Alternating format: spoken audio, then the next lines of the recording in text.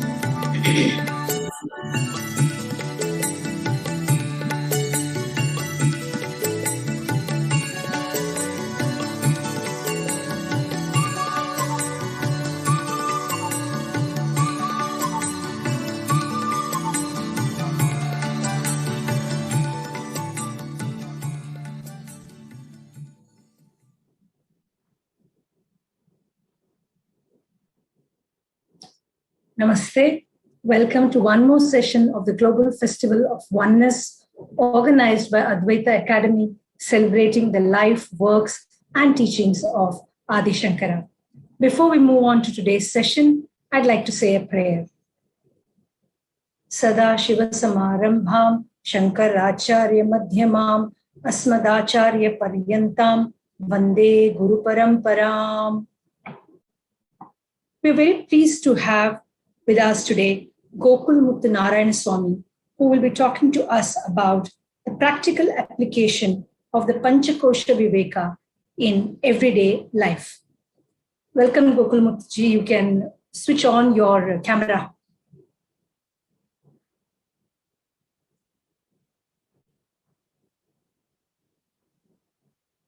Before we get, Namaste, welcome, sir. Namaste. Before we go on to the talk, I'd like to introduce the speaker to you. Gokulmuthu ji is a devotee of Sri Ramakrishna, and most of his understanding of religious and spiritual ideas come from the teaching tradition of Ramakrishna and Swami Vivekananda. His traditional foundation in Vedanta comes through the teachings of Swami Paramartha Nanda. He is a software engineer by profession and is working with ITRON in Bangalore. Welcome, Gokulmuthu ji, for your talk.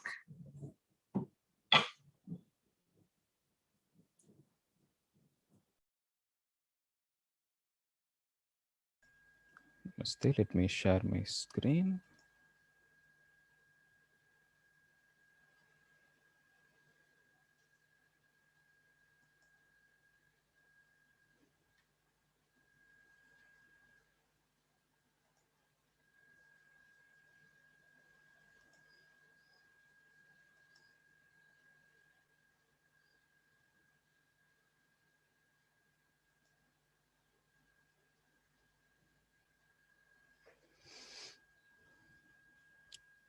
So, able to see the screen, correct?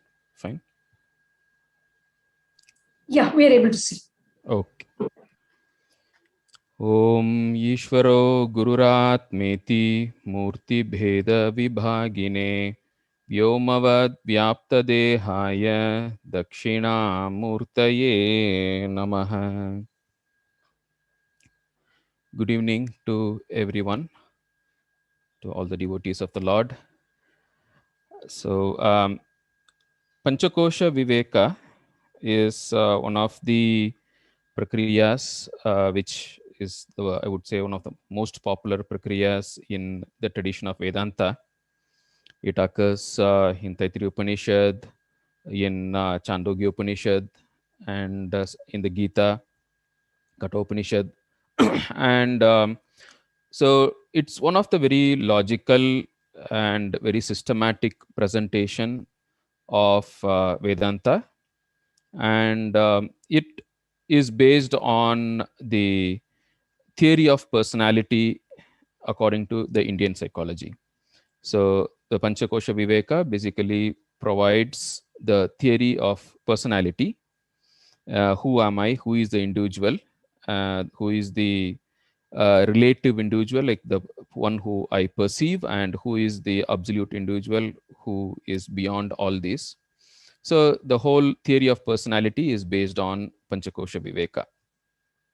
So today we'll briefly look at what it is, and how to identify these five koshas in our own being. And based on this theory, what practical implications we can gather for our everyday life. Now, when we say everyday life, there are two things. One is for a general life, and of particular interest to spiritual seekers. In fact, everyone is a spiritual seeker, and it is just that some people pursue it more seriously, knowingly, and deliberately. Some people pursue it unknowingly. So that's what we will try to discuss. And so I, in this presentation, like I would kind of present it more from a modern perspective. There may be some slight deviations from the tradition, and there are some interpretations which I have made, and also some of the modern traditions have made.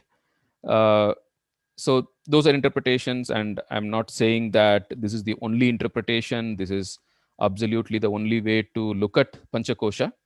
I would say this is, and even I would say, like my own interpretation of Panchakosha, my own understanding has been evolving over a period of time. Like 1 year down, 1 year before, my interpretation would have been slightly different, and now it is slightly different. So, but of course, whatever I have learned is at least not contradicting with the tradition, I would say. And I'm also learning. I'm a student of Vedanta, and I would be very happy if any of the learned audience point out some any logical inconsistencies or any conflict with this particular interpretation with the tradition. I would be very happy to listen and see how I can correct my understanding.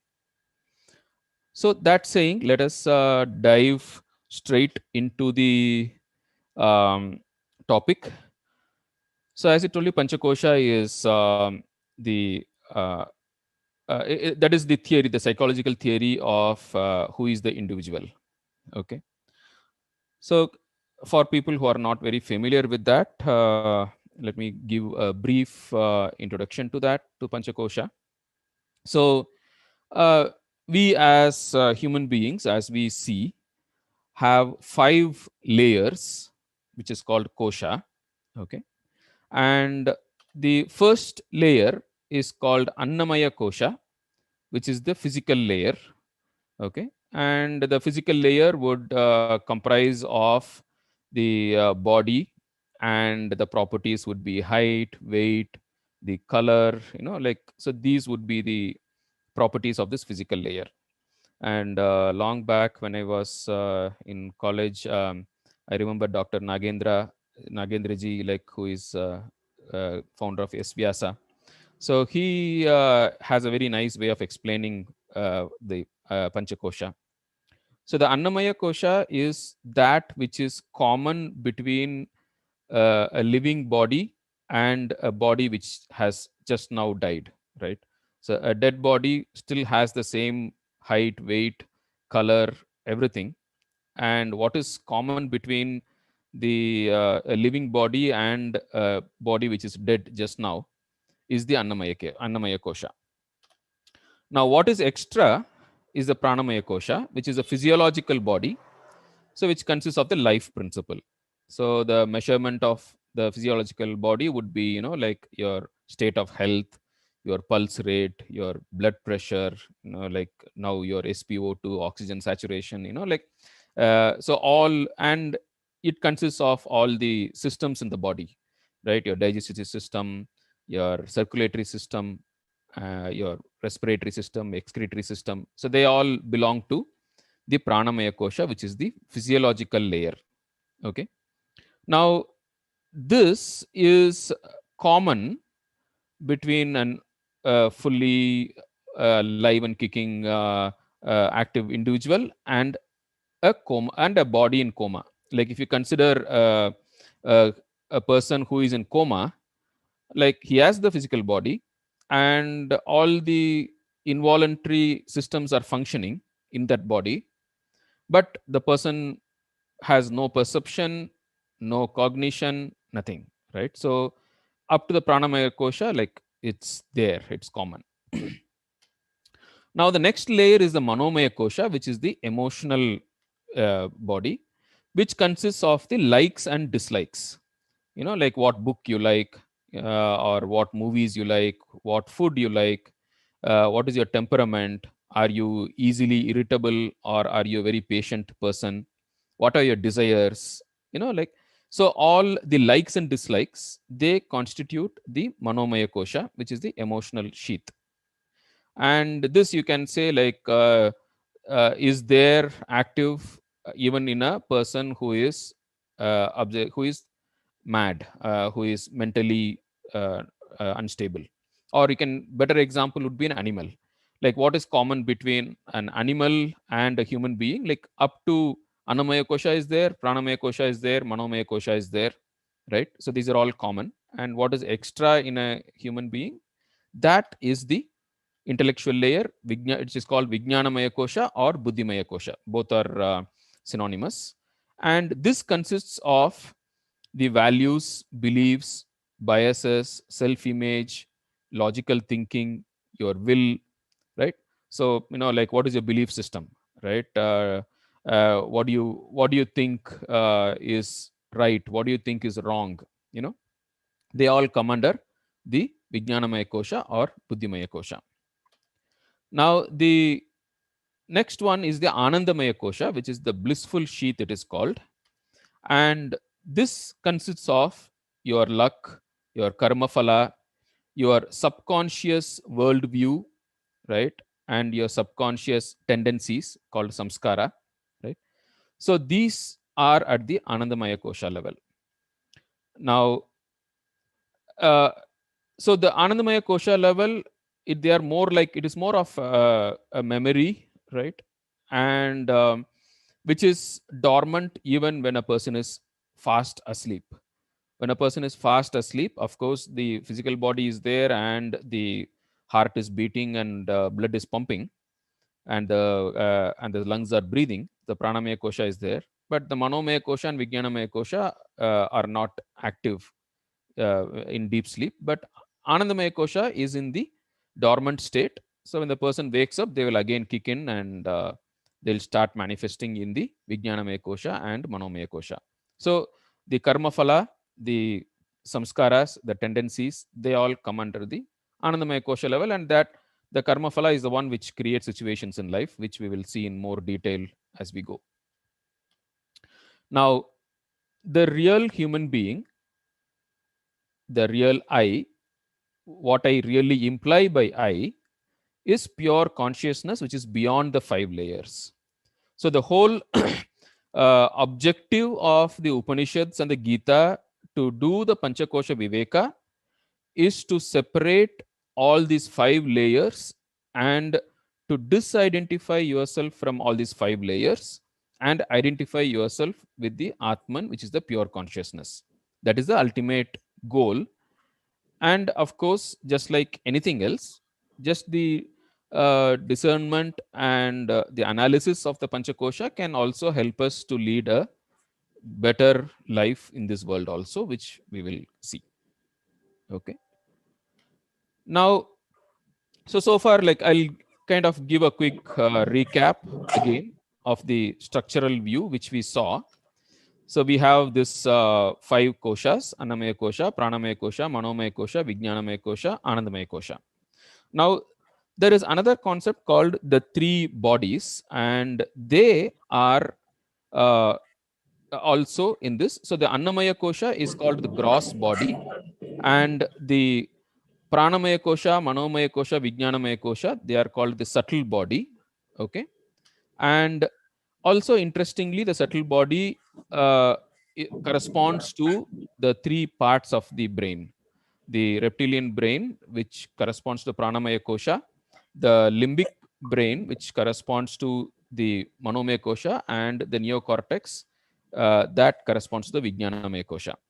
And the causal body, which contains karmas, tendencies, and worldview, that is the Anandamaya Kosha. So this is how the three bodies, right, they correspond to the 5 koshas. So different contexts, we use the 3 divisions, and different context we use the 5 divisions, but there is a very clear mapping between the 3 bodies and the 5 koshas. So okay, now going ahead, let us look at the transactional view. So in the transactional view, first let us see what is there in an animal, because that then it is easy for us to proceed further ahead from there. So if you look at an animal, the animal has only these 4 koshas active. Okay, the Buddhimaya kosha is not active. Now, how does it work? So now let us start with the karma phala. So the karma phala, which is the part of the entire karma which is being assigned for this particular life, which is called the prarabdha karma. So that creates life situations. And when you have life situations, now the physical body is the one which faces that life situations, that is the Annamaya kosha, and then that gets into the Pranamaya kosha, which is the next level, right? And then comes the, it enters the Manomaya kosha as the sense faculties. So we have the 5 senses, right? And so you have the sight, hearing, touch, smell, taste, right? So the 5 senses, they perceive the what is happening, and then the likes and dislikes, which are conscious, they come in here in the Manomaya kosha level, and that is fed into the subconscious layer, which is at the Anandamaya kosha level.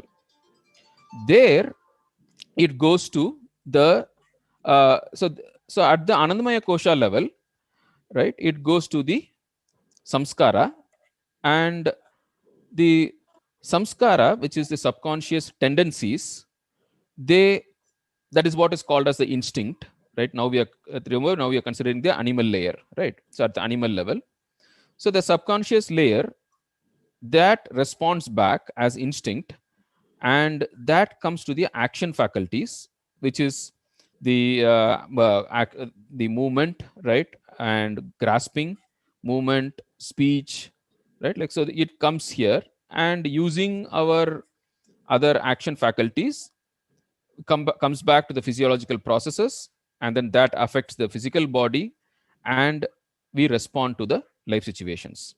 Now this cycle is common between human beings and animals. When we think, like when you have a reflex action, or when you act without thinking, right? So this is the cycle which happens, which is common both for animals and for human beings.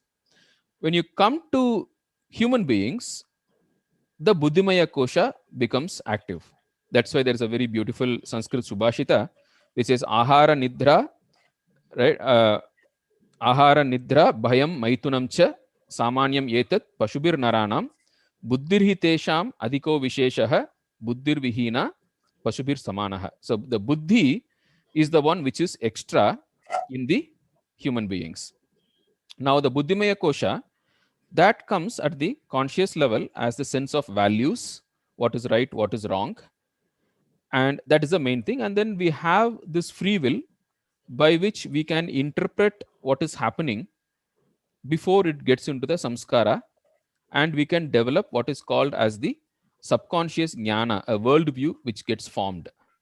And based on this samskara and jnana, again the response comes from the subconscious, and again we have a filter which is called the self discipline, and through that filter we can decide kartumva, akartumva, anyata kartumva, we can decide, and we can either stop doing or do something differently before it gets into the action faculties.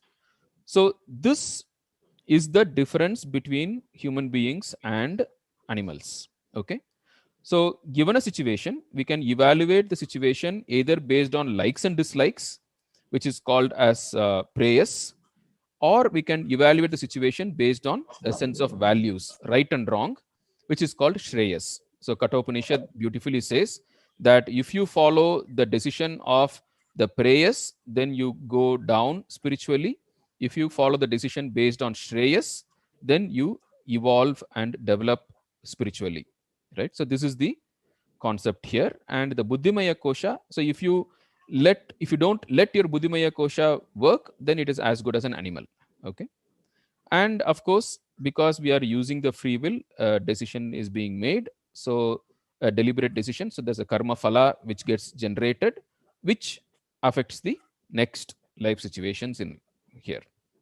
So this is the transactional view, and this is how the Panchakoshas work in everyday life, in every situation which we have.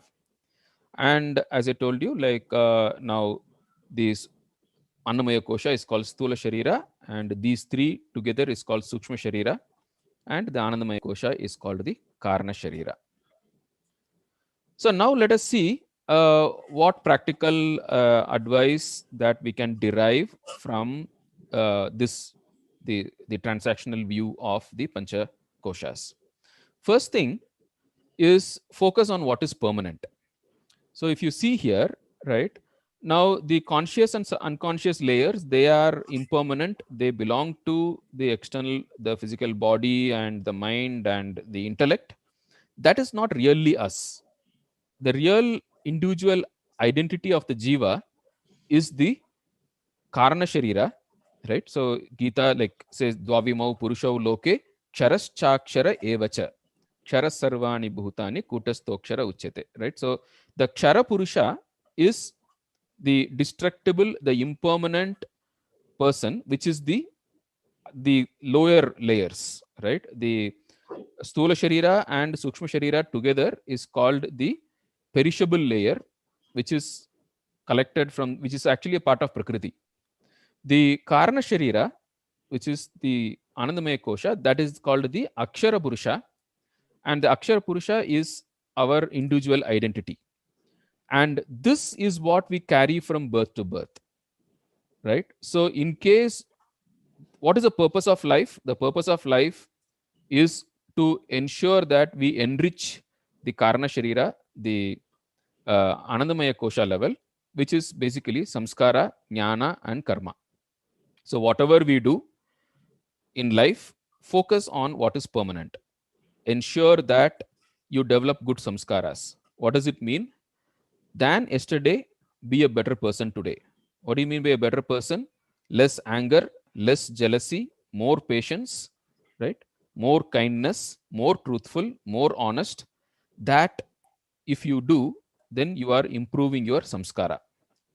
Second thing, improve your worldview, your jnana, right? So develop a more real, more truthful, more correct worldview, and which is more long lasting, right? Like money is not everything, pleasure is not everything. So right, that is the right worldview, right? Focus on whatever we are doing now. This is basically developing the jnana. Like as you keep listening, it will get into your subconscious, and then it will start working.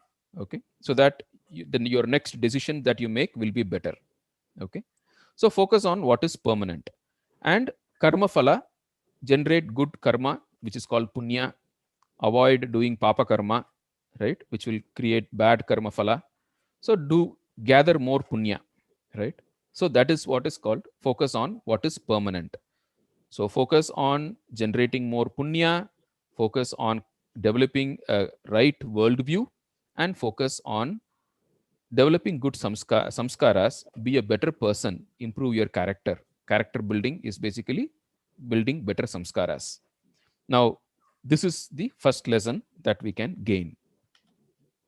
Then, this is another very important thing. I would say, like in this entire 1 hour talk today, if at all there is one message or one lesson that you want to carry back, it is this.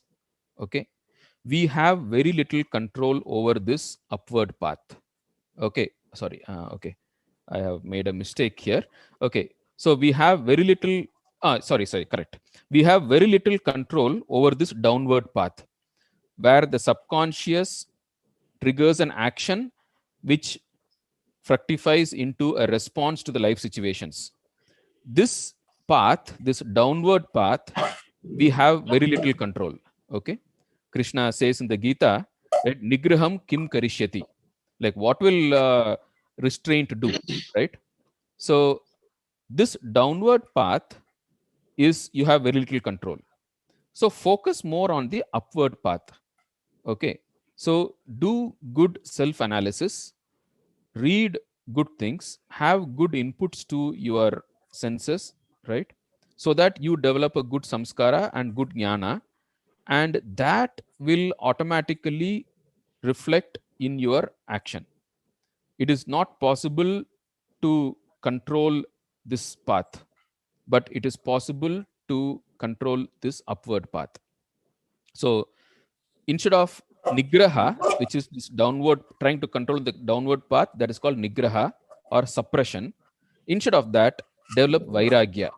Do self analysis, and using viveka, develop vairagya, which is working on the upward path, and you develop good samskara by which your life will, your decisions will automatically be taken care of. So this is one, and this is totally in line with the modern research on biopsychology, on neuroscience, on all of them. We have very little control in the downward path, whereas we have very good control over the upward path. So focus here, right? Sri Ramakrishna used to tell in a very nice way, like you belch what you eat. If you have eaten garlic, then your belch will smell of garlic. If you have eaten cardamom, then your belch will smell of cardamom.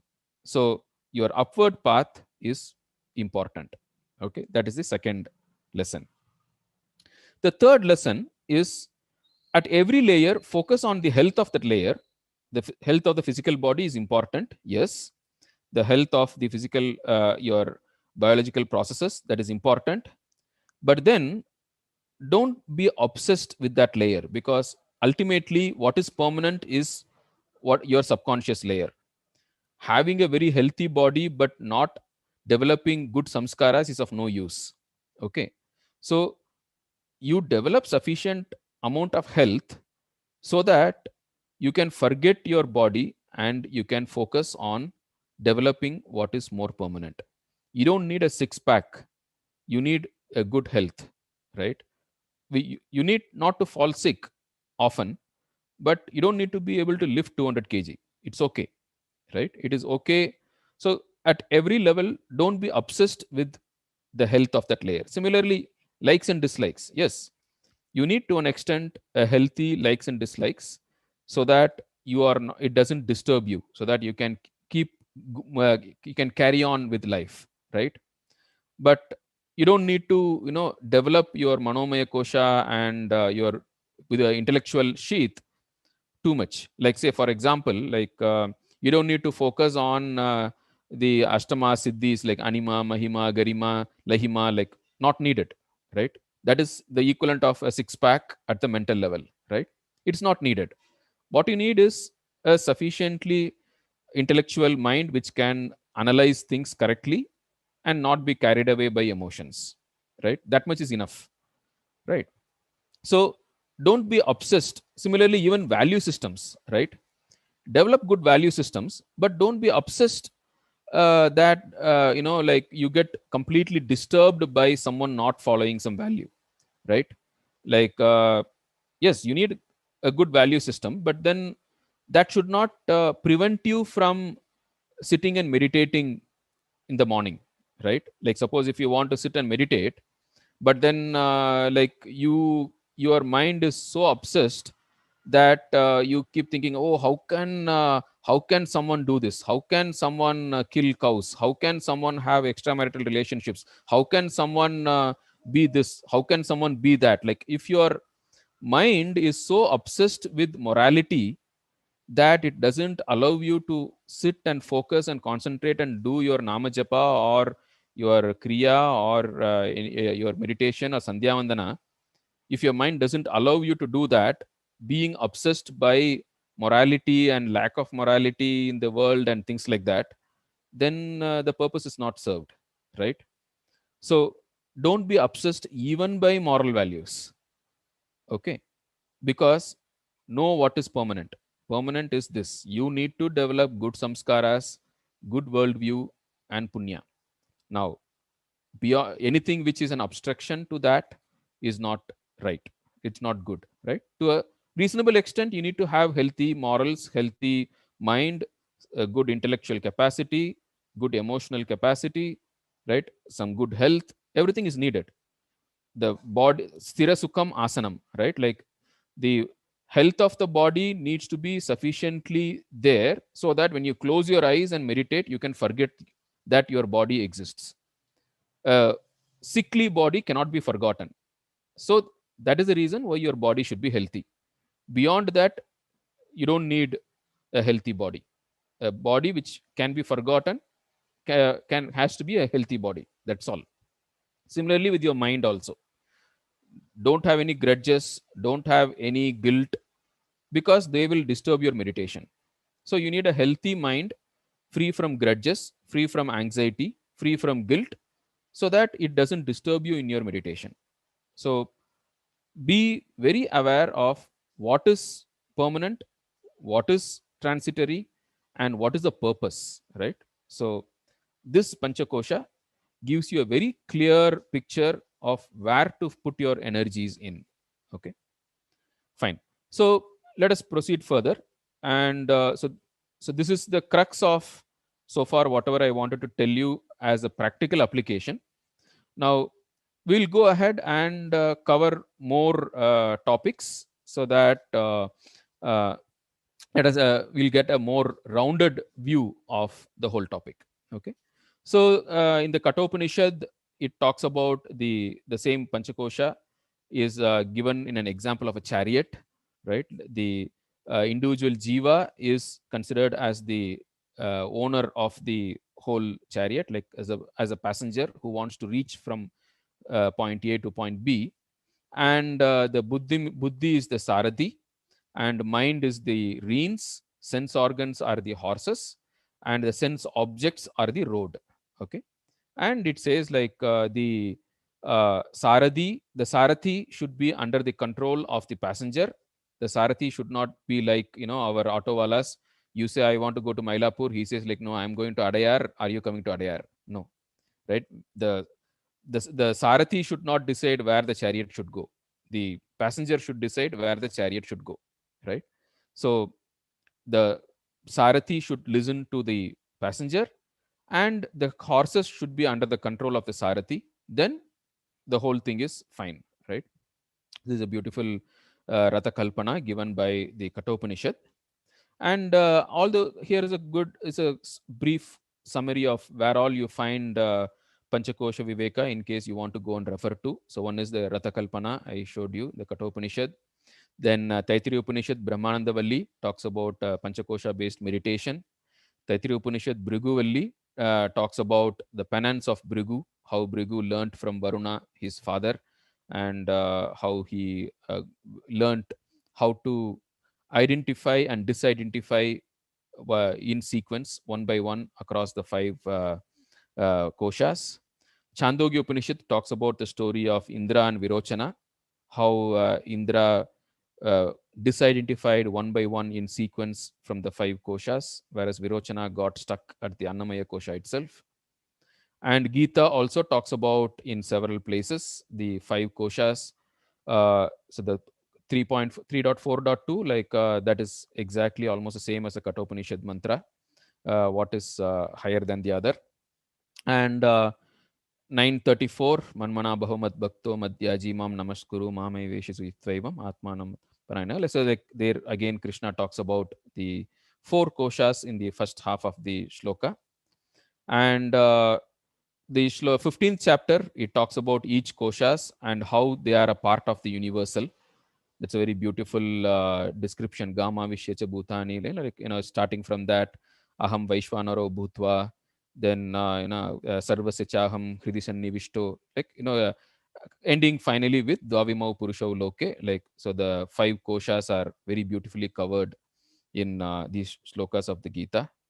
And 18th chapter also, Panchakosha is talked about Adhishtayam, right? Like, so it talks about, and finally it ends up with 3 shlokas where it talks about the 3 shariras, and the right knowledge is identifying with the pure Atman, so that it talks about the sattvic knowledge. So it ends with Sharitratraya, and mapping the identification of the 3 shariras as tamas, rajas, and sattva. So you can go and have a look at these shlokas to have a more a view from the Gita and the Upanishads.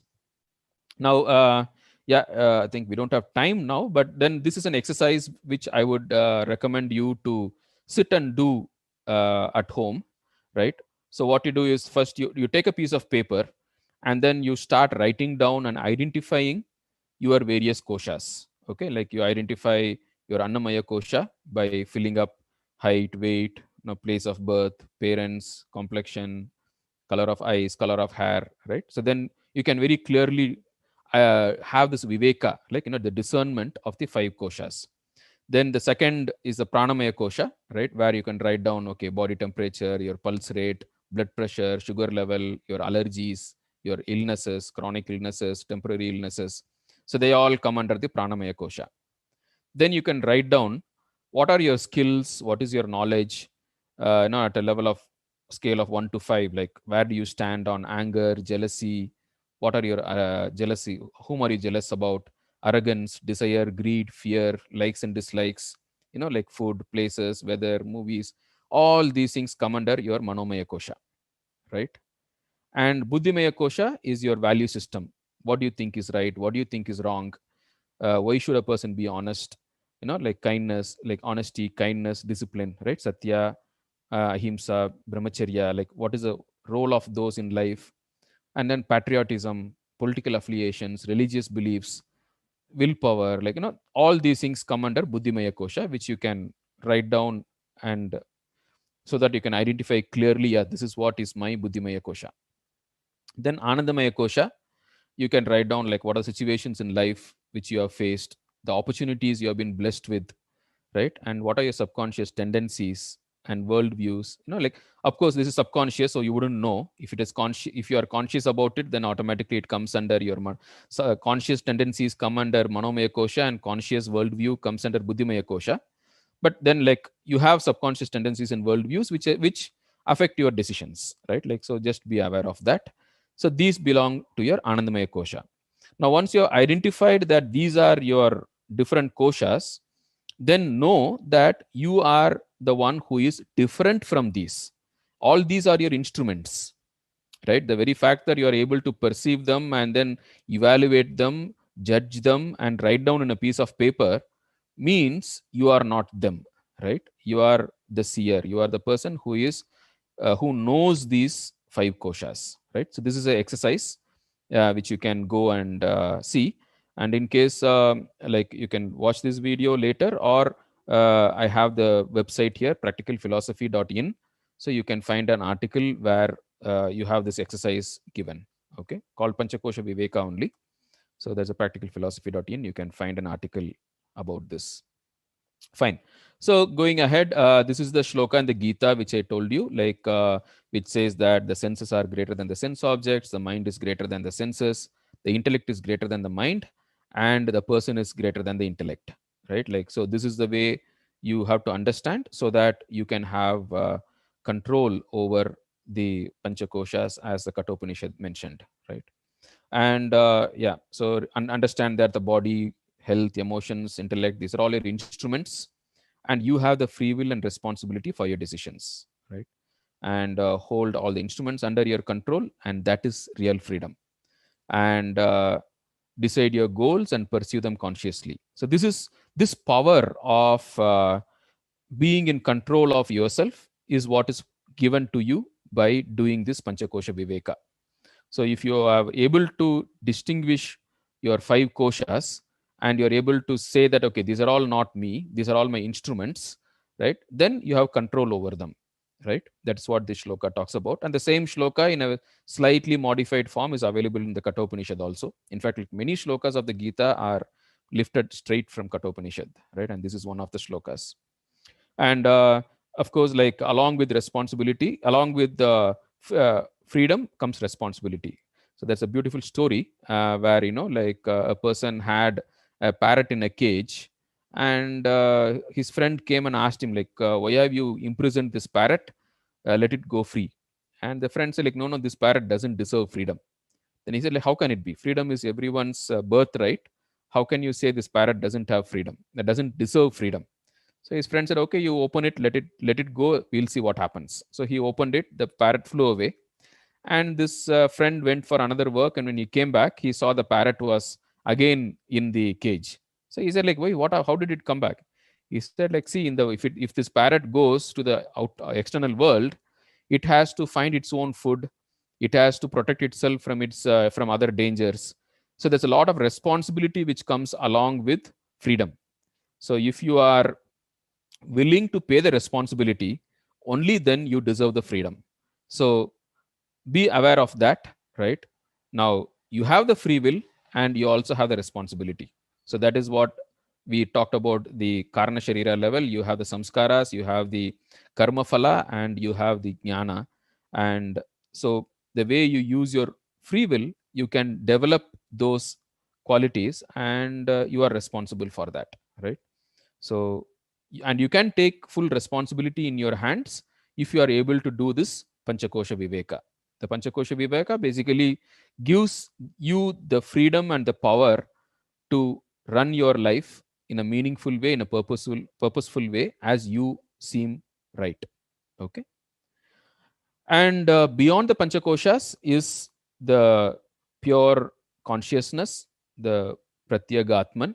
And this is a beautiful painting by Maniyan Selvam of the story which is there in the Mundaka Upanishad, right? So this is the shloka, Dvasuparnasa Jaya Sakhaya.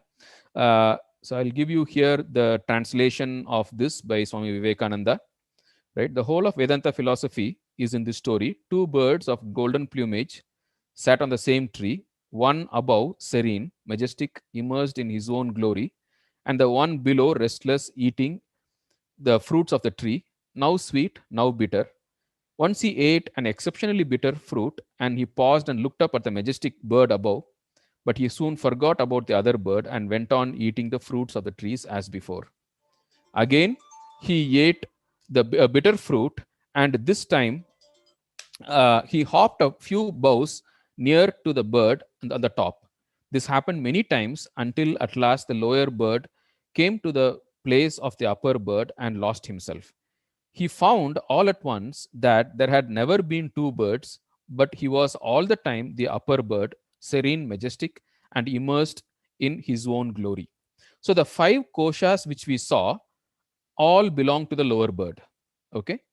Now, the pure Atman is beyond the five koshas, which is the upper bird here.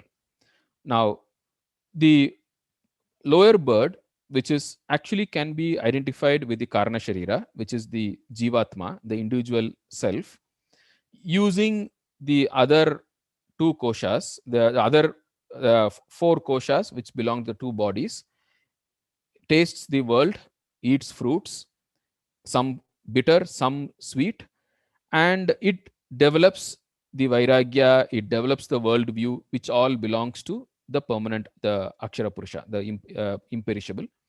And as it keeps experiencing in this world, as it develops good samskaras and samyak jnana and punya, it goes closer and closer to the upper bird, which is its own swaswarupa, which is the pure consciousness. So this is beyond the five koshas, right? And here is a quick summary of how it is. So the jiva is basically comprises of the gross body, the subtle body, and the causal body at the individual level. And the consciousness, which is beyond all these three, is that upper bird, the Atman. And the consciousness reflected in these three bodies is Prajna, Taijasa, and Vishva, right? As mentioned in the Mandukya Upanishad. And these together at the individual level is called the Jiva. And the same at the Samashti level at the universal level, all the gross bodies of everyone put together is the gross world, which is the Sthula Prapancha. All the subtle bodies of everyone put together is the is the Sukshma Prapancha, and all the causal bodies of everyone put together is the causal world, which is the Karana Prapancha. And the consciousness reflected in them is the Virat, Hiranyagarbha, and the Antaryami. So what we call as Ishvara or God or Saguna Brahman is all these things, the universal one put together. So Ishvara is that person to whom the entire physical universe is the body. All the subtle bodies put together is his subtle body, and all the Karana Shariras, all the Anandamaya Kosha of everyone put together is his Anandamaya Kosha. It's called the Karana Prapancha. So he is the Ishvara. The same beyond these is the consciousness, pure consciousness, which is the Atman at the individual level, or Brahman at the universal level, which is the same. Just that where it gets reflected, depending upon that, different names are given. So this is the Nirguna Brahman. This is called the Saguna Brahman. So this is the individual Jiva. And this is the whole concept of Advaita. At the level of the beyond the 5 koshas, it is Advaita. And at the level of the 5 koshas, if it is on the individual kosha, then it is a Jiva. And if it is on the Samashti Prapancha, then it is Ishvara. So this is how the Jiva, Ishvara, and the Nirguna Brahman are related. Okay. And yeah, this is the last slide. And this is the kind of a summary how this whole thing falls into for the sadhana krama, like how the sadhana proceeds. So you have the Shariratraya. So your Stula Sharira, Sukshma Sharira, Karana Sharira. And beyond them is the pure consciousness. And they are basically the gross body, subtle body, causal body. And how do you identify them? Like the gross body is known to everyone. Subtle body is known only to your own mind. Karana Sharira and the Pratyagatman are not known to anyone.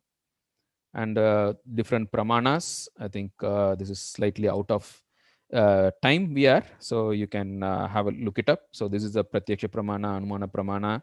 This is the Shabda Pramana, which is direct. Anumana and Shabda Pramana, you can infer the Karana Sharira, whereas the Atman can be inferred only by the indirectly by Shabda Pramana, by Tatastha Lakshana and other prakriyas.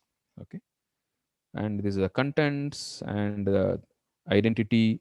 And these also map to the Purusharthas, which Purushartha focuses on which Sharira, right? And what drives there. Security, procreation drives the Sthula Sharira, pleasure, possession drives the Sukshma Sharira. So this is how you proceed. And if you look at the Tantric, like Lalita Sahasranama, or that from the Tantra or the Yoga side, like this is called the Brahma Granthi. This is called the Vishnu Granthi. This is called the Rudra Granthi, right? Which ties you down. And to get free from the identification with the Sthula Sharira, you do Karma Yoga. To get free from seeking pleasure, possessions, etc., you do Upasana Yoga. And ultimately, like you go through Jnana Yoga to get out of this false identity of an individuality. And finally, you hold yourself just as the Sakshi, where the Lord is everything and pure consciousness. And the same also maps to the levels of devotion according to the Gita, Artaha, Artharthi, Jignasu, Jnani. Like basically it depends on what they identify themselves with. Depending on that, you progress in spiritual life to reach the ultimate Jnana. Through first Karma Yoga, then Upasana Yoga, then Jnana Yoga, to reach the state of Jivan Mukti. So this is how the sadhana krama comes, right, based on the Panchakosha and Shariratraya.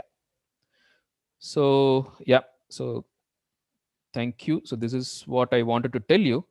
So now if there are any questions, comments, maybe we can discuss. Thank you very much, Ji. Thank you very much, Gokulmuthu Ji, for leading us into the world of the Panchakoshas, so that each one of us know where to put our energies to achieve our specific goals. We have some few questions and we'd like to take them.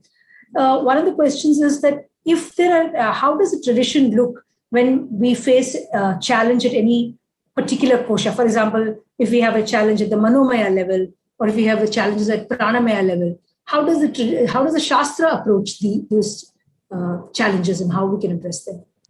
Yeah. So as I told you, like Kathopanishad talks about it very beautifully, right? So you have the Shreyas and the Preyas.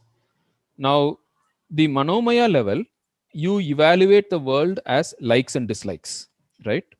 Given any situation in life, now your mind, your Manomaya Kosha, evaluates the situation from the point of view of likes and dislikes. Let us take an example. Let us say, for example, let's talk from a student's point of view, right? Like, so tomorrow there is an assignment to submit or an exam to attend, and today there is a cricket match. Now, what to do? There's a conflict. So your Manomaya Kosha will evaluate the situation based on likes and dislikes. It will say like it is nice fun to watch a cricket match. Let us watch a cricket match. Now your Buddhimaya Kosha, your Vijnanamaya Kosha will evaluate the situation based on right and wrong, based on the value systems. Okay. So it will say like, no, like see, there's a long-term goal, right? Even Gita talks about short-term goal and long-term goal. What is good is what is sweet in the short term, but like poison in the long term, that is bad. And what is like poison in the short term and which is like nectar in the long term, that is good. Okay. So that's the way Gita puts the same Shreyas and Preyas concept. So if you are, so your Vijnanamaya Kosha evaluates the situation based on right and wrong. And it says like, no, like assignment is more important. You can always watch the highlights of the cricket match or you can watch the recording, no problem. So now focus on the assignment or the exam. So this is what is given to you by your Vijnanamaya Kosha. Now both these evaluations go to your subconscious, to the samskara and your worldview. When it goes there, then the real decision is taken there. The real decision is not taken in your Manomaya Kosha or Vijnanamaya Kosha. The real decision comes from your subconscious mind based on the samskaras. Then your samskaras say, okay, fine, let us do this. Let us watch a cricket match.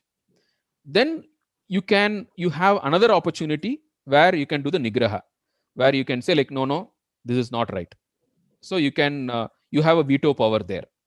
Though it is very influenced by your samskara, but then you have a small veto power there where you can decide again whether to do it or not. So that is what the Shastras called as like kartumva, anyata kartumva, akartumva, shakyate. So that freedom you have. So this is how the whole system works. Right. There's one question which says, how do you map karma yoga, upasana yoga, etc. to the different koshas? Yeah. See, karma yoga is basically to get over. Okay, let us put it this way. So there are some complexes in your being. So the entire spiritual sadhana is basically to solve these problems. Okay.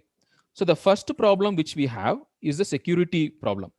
Like we want to preserve this body, we want to preserve the progeny. Like, so we have a security problem. Okay. So the security problem, and these, of course, these all come from your biological evolution, right? Like, so you want to preserve the species. Like, so that is the first impediment put in by your entire system.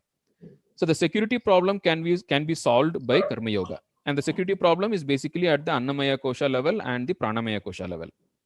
So this is solved by karma yoga, where you do disinterested action. You say, okay, what is there? Like law of karma is there. I will get what I deserve. I don't need to worry about it. Like, so that way you surrender to the Lord and say everything the Lord will take care. I don't need to worry too much about my security. So this whole thing is basically karma yoga. So karma yoga is basically like you do your duty without expecting the results, which is the way to get over your security instinct. Okay. Then second level of the problem is pleasure seeking. So you seek pleasures, right? And in fact, seeking possessions also to an extent is actually pleasure seeking, but possessions come under artha also, and because it's of security. And kama is at the next level, which is at the Manomaya Kosha level. So where you seek pleasure. Now the pleasure seeking can be resolved only by doing upasana yoga. By doing Upasana Yoga, by cutting down your sense organs, inputs from the sense organs, you turn your mind inwards and you engage in meditation, you engage in parayana, you engage in various activities which are purely mental, and you tap into the inner source of pleasure, right? If you put it in neurological way, like there is finally everything is dopamine. So you learn how to generate dopamine within your brain without depending on external people, objects, and situations. So that way, internally, you learn how to do meditation, how to turn your mind inward so that you don't depend on the world for your pleasure, right? So Bhagavad Gita 6th chapter puts in a very beautiful way. Atyantikam sukham, which is buddhi grahyam atindriyam, which can be the sukha which comes out of meditation is buddhi grahyam, but it is atindriyam, and it is atyantikam sukham, right? So by meditation, you learn how to tap this inner peace, inner pleasure, which will help you to get over the seeking of pleasure outside in the world in the forms of people, objects, and situations. This is Upasana Yoga, and this is the next step in the spiritual process. So once you have got freed from your security seeking and your pleasure seeking, then you are really ready for seeking knowledge. Then only you become a jignasu. First, arthi, an arthaha wants to get rid of his difficulties. He is at the first level, and an artharthi basically wants various things. So he is at the second level. That you get over it by Upasana Yoga. Then you really become a jignasu, where you proceed towards Jnana Yoga, and where you get to know your real true nature as beyond, and then you become disidentified with a limited individuality. So that is how the sadhana krama goes. Thank you, Gokulmuthu ji, for this wonderful session. We are, of course, running out of time. Otherwise, we would have taken some more questions. But thank you very much for coming to our program. Before we end today's session, I'd like to make a couple of announcements. The first one is Indic Academy has launched this Indica Renaissance Fund, in which it is going to announce, there's a scholarship scheme basically for 6 selected sadhakas, and these sadhakas who have applied for the Vedanta Sadhaka course of Chimya Mission, in case they have applied for this and they get selected, then they can apply for the scholarship with Indic Academy, and 6 people will be chosen. So these details are available in our chat. We have shared this, and later at the end of the program also a video will run where you can see the details. So basically it's a scholarship we are offering for this 1-year residential Advaita course, which is being run by Chimya Mission. So if you're interested, please apply and avail of this scholarship. That is the first announcement. And of course, we have many more programs in this month of this festival of 1 month. And I'll announce what talk we are going to have tomorrow.